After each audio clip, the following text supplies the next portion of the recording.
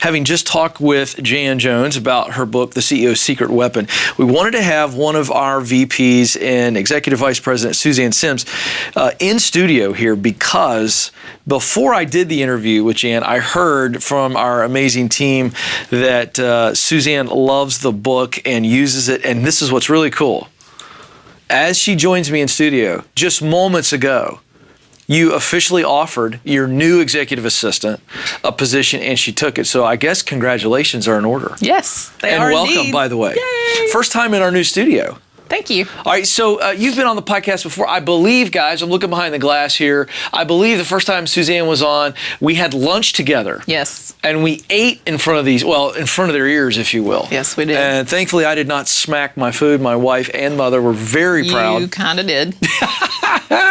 So she's back, and I set it up with the why.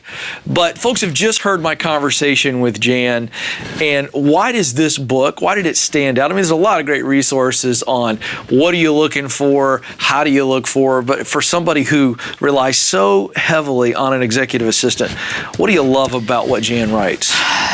I need to give you some context around why this is exciting to me, because I've been in my role for about 6 years, and I've got a lot of responsibility, and I hired my current executive assistant right about 6 years ago, and we just kind of got in a rhythm, and she learned what was important to me and what my priorities were, and we learned how to communicate, and we just got in this rhythm, and we never really broke up that rhythm, and it's worked. My calendar stays very well taken care of. My needs are well taken care of. She and I have a great relationship. She's really, really sharp. But it came time for her to move to a new opportunity in the organization, which is a great move for her. And I just said, you know what?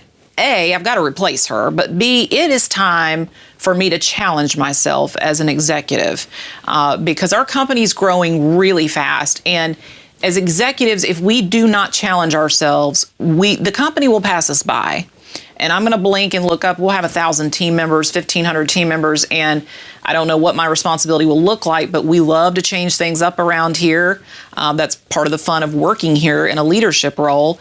And I decided I wanted a partner to come in as more of a business partner with me, and still handling my calendar and getting me coffee and all those glorious things, but sit in meetings with me and learn the context around the businesses that I'm leading, the people that I'm leading, and the different nuances, and really help me and guide me to some degree and challenge me. If I bring in someone who has a lot of responsibility, honestly, the person I've hired has a lot of responsibility leading teams, hiring and firing, making business decisions. And so that could be invaluable for me because it's a new perspective. And there's something really interesting about the role of an executive assistant.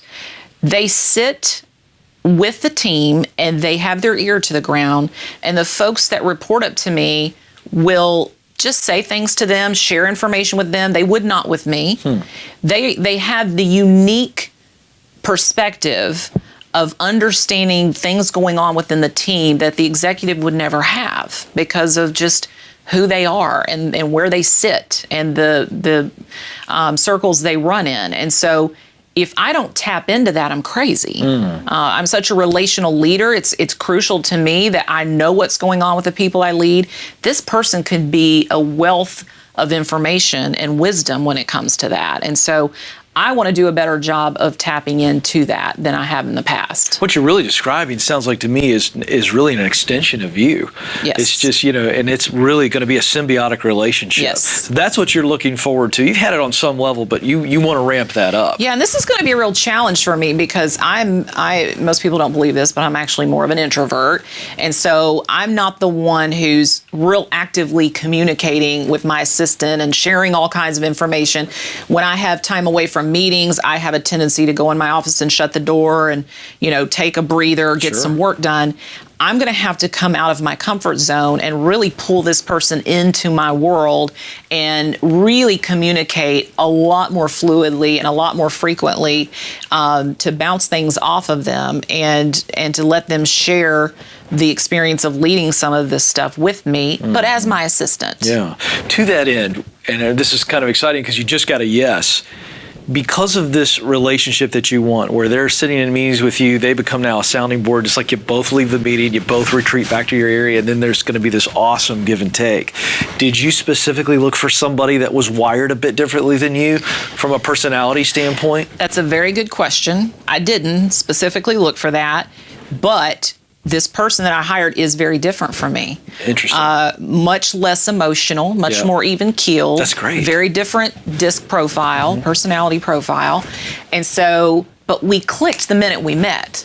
And so we clicked in a way where it's like we had that chemistry where we could just understand each other, but yet we are very different, which is awesome.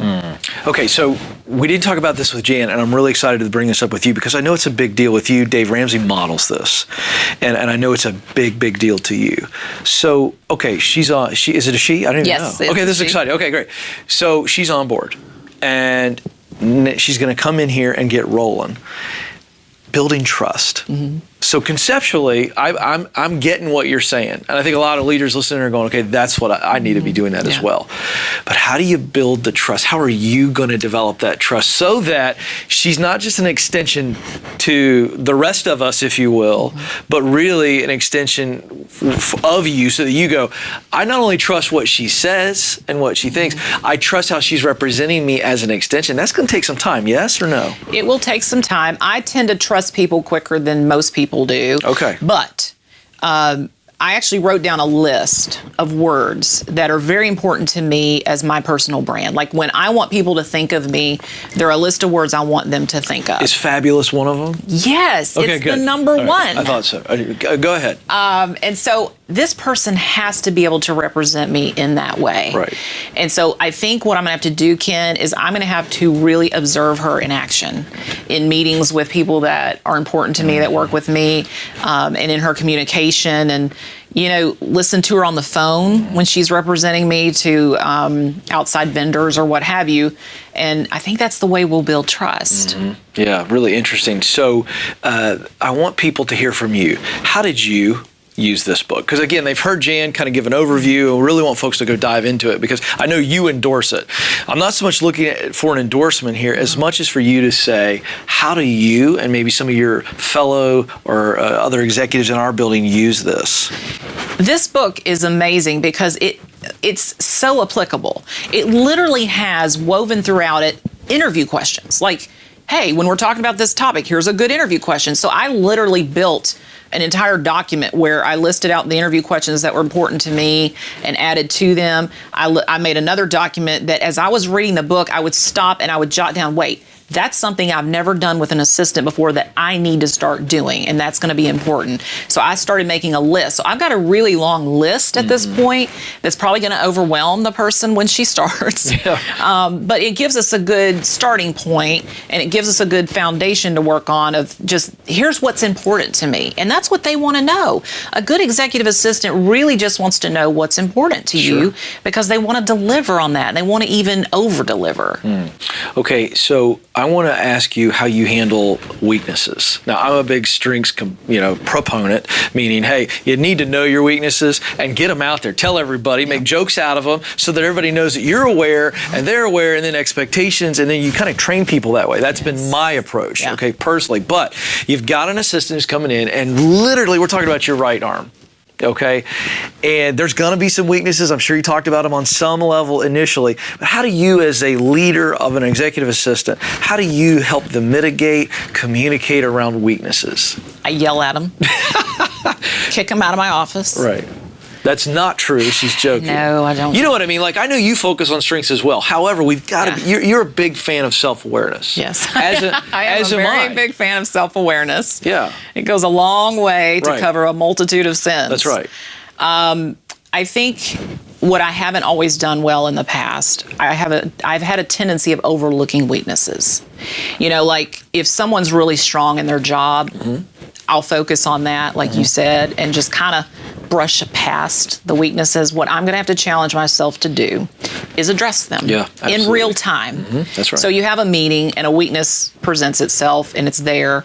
The minute that meeting's over, you pull that person aside and you say, listen, this happened and here's how I view that, and here's a way you and I are going to work on this together, because it's not cool.